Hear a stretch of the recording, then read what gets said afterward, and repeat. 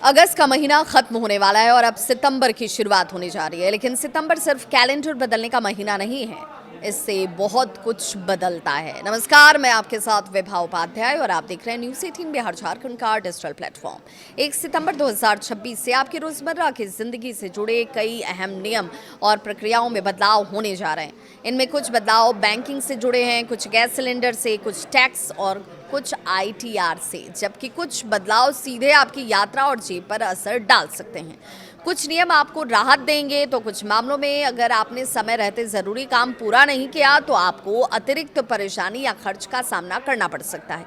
इसीलिए अगर आप सितंबर शुरू होने से पहले इन बदलावों के बारे में जान लेते हैं तो कई तरह की दिक्कतों से बच सकते हैं। तो चलिए एक एक कर जानते हैं 1 सितंबर से क्या बदलने वाला है और इसका आपकी जेब पर क्या असर पड़ेगा। पहला बदलाव, विदेश यात्रा करने वालों के लिए बड़ी खबर है। अगर आप सितंबर में भारत से विदेश यात्रा करने की सोच रहे हैं या विदेश जाने वाले हैं तो ये बदलाव आपके लिए बहुत महत्वपूर्ण है। 1 सितंबर 2026 से इंटरनेशनल यात्रियों को इमिग्रेशन काउंटर पर अपने बोर्डिंग पास पर स्टैंप लगवाने की ज़रूरत नहीं होगी। अब यात्रियों को मोबाइल में मौजूद इलेक्ट्रॉनिक बोर्डिंग पास या उसकी प्रिंट कॉपी दिखाकर इमिग्रेशन प्रक्रिया पूरी करने की सुविधा दी जा रही है। अधिकारियों की ओर से बोर्डिंग पास पर अलग से स्टैंप नहीं लगाया जाएगा। इस बदलाव का मकसद है इंटरनेशनल यात्रियों के लिए इमिग्रेशन प्रक्रिया को आसान और तेज बनाना। अभी तक कई यात्रियों को इमिग्रेशन काउंटर पर बोर्डिंग पास पर स्टैंप लगवाने के लिए अतिरिक्त प्रक्रिया से गुजरना पड़ता था। कई बार स्टैंप साफ नहीं दिखने या फिर बोर्डिंग पास को संभाल कर रखने जैसी परेशानियां भी होती थीं। नए सिस्टम से ये अतिरिक्त प्रक्रिया खत्म हो जाएगी। हालांकि विदेश यात्रा करने वालों को अपना वैध पासपोर्ट, बोर्डिंग पास और दूसरे जरूरी यात्रा दस्तावेज जो हैं अपने पास जरूर रखने होंगे। यानी स्टैम्प की जरूरत खत्म हो रही है, लेकिन यात्रा के बाकी जरूरी दस्तावेज की अहमियत पहले की तरह ही बनी रहेगी। अब जान लीजिए दूसरा बदलाव, आईटीआर भरने वालों के लिए ये जरूरी डेडलाइन है। अब बात करते हैं इनकम टैक्स रिटर्न की। अगर आपकी कमाई बिजनेस या किसी प्रोफेशन से होती है तो आईटीआर भरते समय सही फॉर्म चुनना बेहद ज़रूरी है।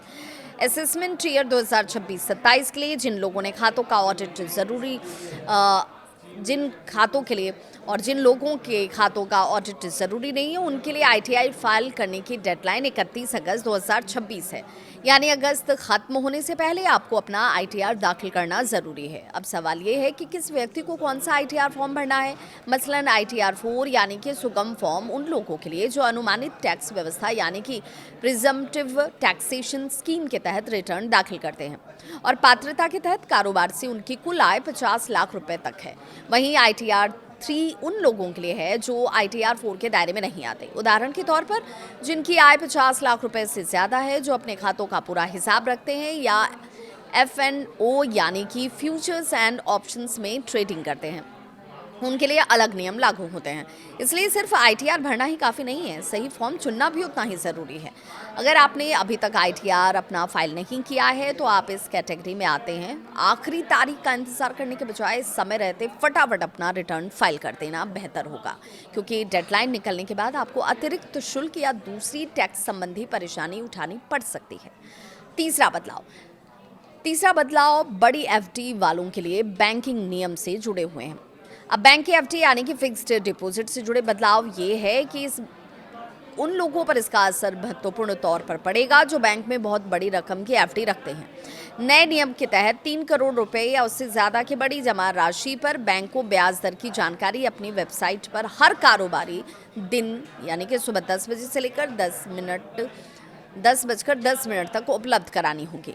इसका मकसद ये है कि ब्याज दरों को लेकर ज़्यादा पारदर्शिता लाई जाए। इसके साथ ही एक ही दिन में समान रकम जमा करने पर बैंक की अलग अलग शाखाएं मनमानी तरीके से अलग अलग ब्याज दर नहीं दे सकेंगी। हालांकि बड़ी जमा राशि के लिए बैंक अलग अलग ब्याज दर निर्धारित कर सकते हैं।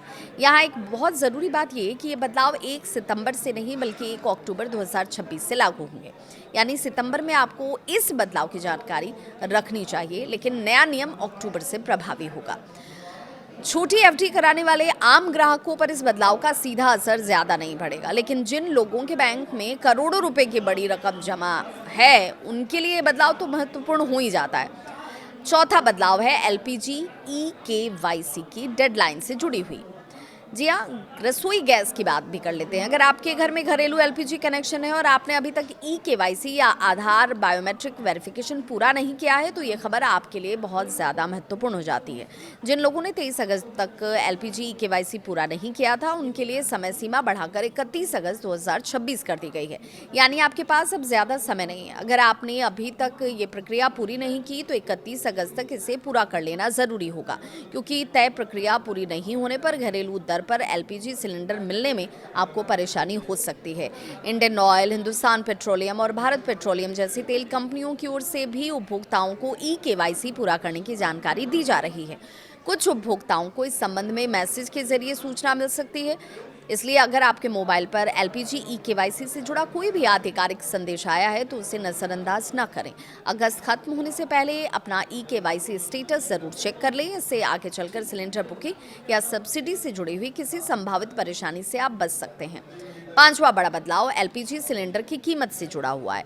अब बात उस बदलाव की जिसका सीधा असर लगभग हर घर के बजट पर पड़ता है। हर महीने की शुरुआत में ऑयल मार्केटिंग कंपनियां एलपीजी सिलेंडर की कीमतों की समीक्षा करती हैं और इसीलिए सितंबर की शुरुआत में भी घरेलू और कॉमर्शियल एलपीजी सिलेंडर की कीमतों में बदलाव देखने को मिल सकता है। कीमत बढ़ेगी या घटेगी, ये उस समय कंपनियों के फैसले और अंतर्राष्ट्रीय बाजार की परिस्थितियों पर निर्भर करेगा। अगर घरेलू एलपीजी सिलेंडर महंगा होता है तो इसका सीधा असर घर के महीने के बजट पर पड़ता है।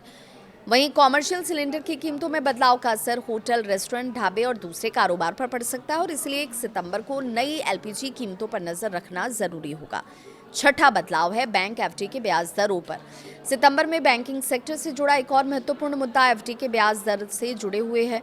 बैंकों के ब्याज दर समय समय पर बदलते रहते हैं और अगर आप एफडी कराने की तैयारी कर रहे हैं या आपकी पुरानी एफडी सितंबर में मैच्योर हो रही है, तो नई ब्याज दरों की तुलना करना आपके लिए फायदेमंद हो सकता है, क्योंकि ब्याज दर में छोटा सा अंतर भी बड़ी रकम पर लंबे समय में आपके रिटर्न को प्रभावित कर सकता है।